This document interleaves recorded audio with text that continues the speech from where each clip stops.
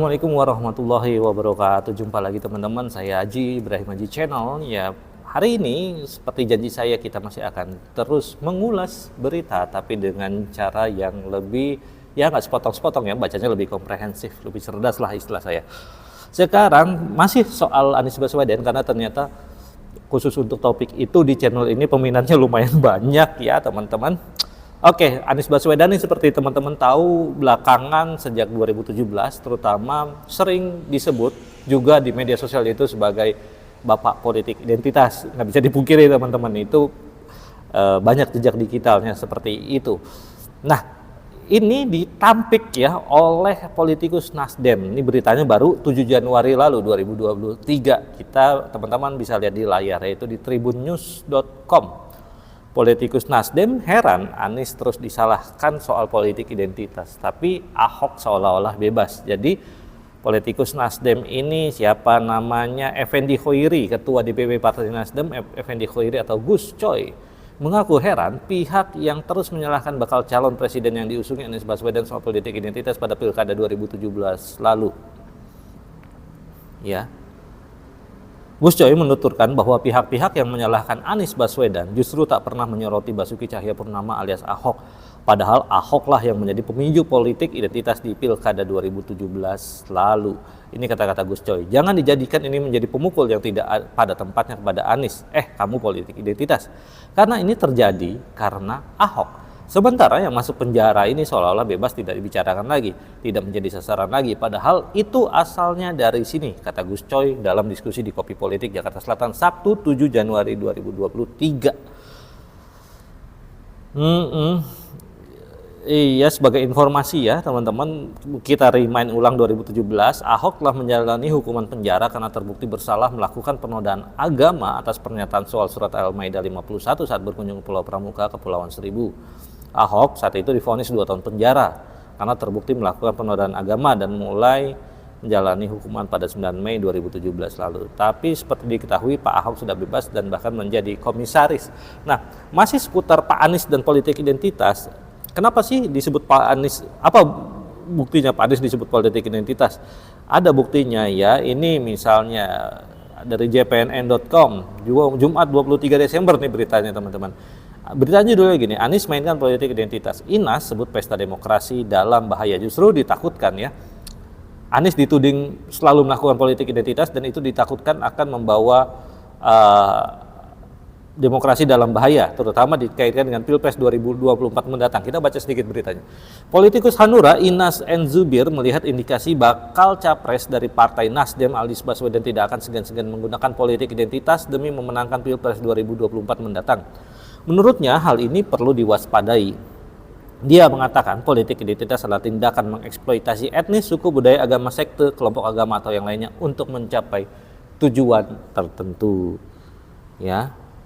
Dalam praktiknya politik identitas akan membentuk sebuah entitas yang bersifat egosentris, emosional, cenderung eksklusif dan berpendapat bahwa kelompoknya harus mendapat perhatian ya. Tapi kalau teman-teman baca beritanya, nanti linknya saya akan berikan di deskripsi beritanya. Kalau kita baca beritanya di JPNN ini justru tidak ada tuh nyata-nyata bukti Anies melakukan politik identitas ya. Menjelang kemudian Pak Inas ini mengatakan, kutipan langsungnya, menjelang Pilpres 2024 Anies tampaknya sedang memainkan politik identitas demi syahwat politiknya. Tapi dia tidak menyadari bahwa politik identitas selalu cenderung emosional sehingga sangat membahayakan pesta demokrasi, pungkas Inas. Selain Inas dari Hanura, cendekiawan muda Nahdlatul Ulama juga mengatakan hal yang sama di sebuah berita di elsinta.com Selasa 13 Desember 2022. Masih baru ya teman-teman, kurang lebih. Judulnya gini, cendekiawan muda NU nilai Anies menikmati politik identitas. Nah, ini oke. Cendekiawan muda NU Nahdlatul Ulama yaitu Nur Ahmad Satria atau Nas mengatakan pada Selasa 13 Desember. Ya. Oke. Nas mengatakan seperti ini, dia menikmati dengan proses itu, berarti dia juga terlibat dalam proses pembentukan politik identitas, kata cendekiawan muda Nahdlatul Ulama Nur Ahmad Satria atau Nas. Ini dikaitkan dengan Anies Baswedan dinilai menikmati politik identitas, pasalnya gerbong para pendukung mantan Gubernur DKI Jakarta itu masih sama dan menggunakan cara yang sama kala Anies bertarung di Pilkada DKI 2017. Jadi beliau menilai bahwa pendukung Pak Anies yang saat ini itu kurang lebih ya sama orang-orang yang sama seperti pendukung Pak Anies pada 2017, dan itu dinilainya mereka-mereka yang menggunakan politik identitas. Gitu. Nah, Inas berkomentar tentang ini ada kaitannya sebenarnya ketika Badan Pengawas Pemilu Bawaslu mengeluarkan larangan melakukan aktivis politik praktis di tempat ibadah. Hal ini disampaikan usai Anies Baswedan dilaporkan ke Bawaslu oleh seorang warga sipil. Pasalnya, Anies menaikkan petisi dukungan menjadi Presiden 2024 dengan membubuhkan tanda tangan di kain yang dibentangkan di pengarangan Masjid Baitur Rahman Aceh pada 2 Desember 2022 lalu. Gitu. Jadi setidaknya ada dua ya yang mengatakan, tapi kalau teman-teman lihat di jejak digital dan mungkin masih sampai sekarang contohnya di channel ini, kalau ada konten-konten tentang Anies Baswedan itu ada komentar-komentarnya pasti ada yang menuding Anies adalah menjalankan atau bapak politik identitas. Selain Yaman, capres dari Yaman ya, bukan pribumi gitu. Itu juga sering kali. Nah, kemudian apa sih respon Pak Anies? Mari kita lihat. Ini beritanya agak lama, 4 November 2022. Tapi kan sebenarnya tudingan kepada Anies sebagai pelaku politik identitas atau memanfaatkan politik identitas itu sudah dari 2017 lalu. Jadi ketika dijawab pada 4 November 2022 menurut saya masih relevan. Anies respon tudingan politik identitas. Apa buktinya? Ya, tanya Pak Anies ya. Bisakah ditunjukkan buktinya? Nah, ini kutipan langsung dari Kumparan News ya, teman-teman bisa lihat beritanya. Karena kalau tidak bisa ditunjukkan buktinya, itu bakal demi akal sehat, kata Anies di kantor DPW Nasdem Sumut Jumat 4 November malam. Anies membuat analogi pada air mineral. Kalau ada 100 orang mengatakan itu soda, maka timbul persepsi air mineral itu menjadi soda. Jangan menilai berdasarkan persepsi, tapi kenyataan. Karena dalam pilkada siapapun pendukungnya akan memberikan pujian yang akan didukung pasti di mana-mana. Itu ucap Pak Anies ya teman-teman. Nah, sekarang kita lihat selain Anies sudah memberikan jawaban, juga pembelaan. Ini dari ruangpolitik.com 24 November 2022. Beritanya gini, ramai-ramai bela Anies terkait tudingan politik identitas. Nah, di mana politik identitasnya Pak Anies? Di mana rekam jejak politik identitasnya Pak Anies? Saya harus sampaikan ini supaya tidak salah paham ya. Ini kutipannya ya di sini. Misalnya Sekjen Nasdem Joni G. Plate mempertanyakan anggapan adanya konotasi negatif terkait politik identitas untuk baca pres 2024 Nasdem Anies Baswedan. Joni Plate menepis anggapan konotasi negatif politik identitas diarahkan ke Anies. Siapa bilang konotasi negatif, dari siapa, itu pertanyaannya. Itu persepsi kamu, tidak ada konotasi itu, ujar Plate kepada wartawan saat ditanya soal konotasi negatif cenderung ke Anies Baswedan di Nasdem Tower, Menteng, Jakarta Pusat, Selasa 22 November. Ya. Kemudian ditambahkan oleh Joni G. Plate, yang ada adalah bagaimana kita menjaga agar Indonesia yang negara plural ini jangan sampai terjadi lagi-lagi mempolitisasi identitas masyarakat. Nah, selain Joni G. Plate juga ada Ketua Umum Partai Demokrat yaitu Agus Harimurti Yudhoyono atau AHY turut memberikan pandangannya terkait politik identitas. Menurutnya politik identitas ini perlu dicegah meski bukanlah hal yang baru, sebab dampak dari politik identitas ini pun sendiri pun bisa menimbulkan konflik yang berkepanjangan. Ini kata Pak AHY ya, jangan sampai kita mudah melabeli suatu kelompok A dengan sebutan tertentu, B dengan sebutan tertentu, bisa menggunakan garis identitas baik suku, agama, ras, etnis, lalu juga bisa ideologis jelasnya. Selain Pak Joni dan Pak AHY, ada juga Wakil Ketua Umum PKB Jazilul Fawait menilai mantan Gubernur DKI Jakarta Anies Baswedan tak punya rekam jejak memainkan politik identitas. Ini pertanyaannya Pak Jazilul nih. Di mana politik identitasnya Pak Anies? Di mana rekam jejak politik identitasnya Pak Anies?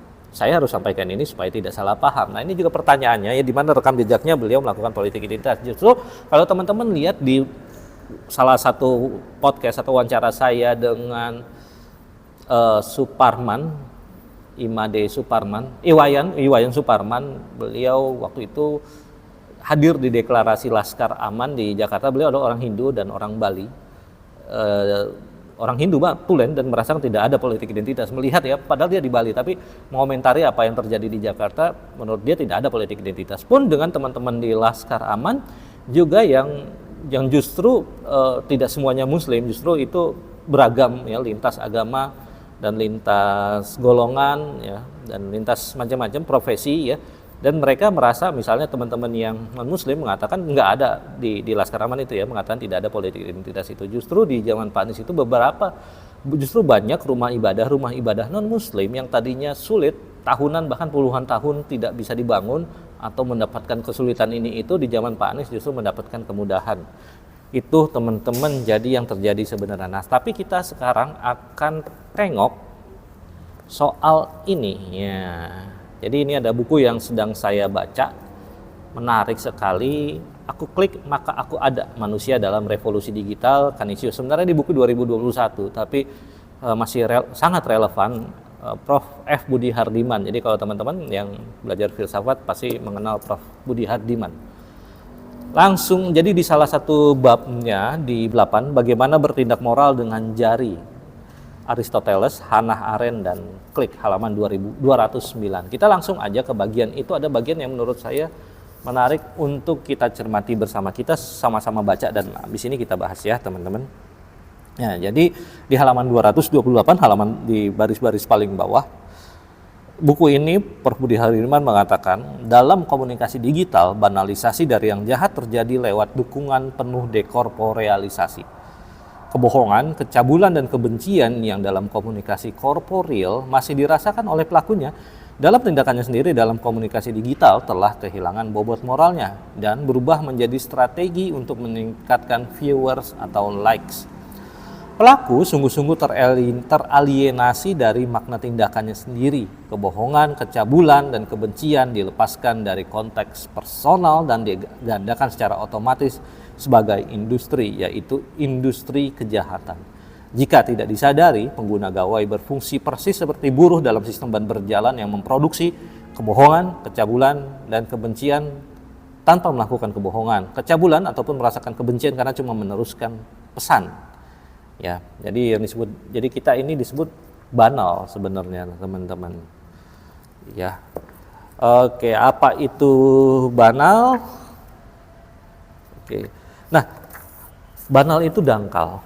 Jadi istilah banal ini muncul setelah Hannah Arendt melakukan liputan di Yerusalem 1961 tepatnya ketika ada sidang untuk penjahat kemanusiaan yang bernama Adolf Eichmann, seorang mantan tentara Nazi, letnan kolonel tentara Nazi yang di masa pendudukan Nazi di Polandia dan di Eropa, dia mengatur lalu lintas orang-orang Yahudi itu untuk dibawa ke kamp-kamp kematian gitu ya.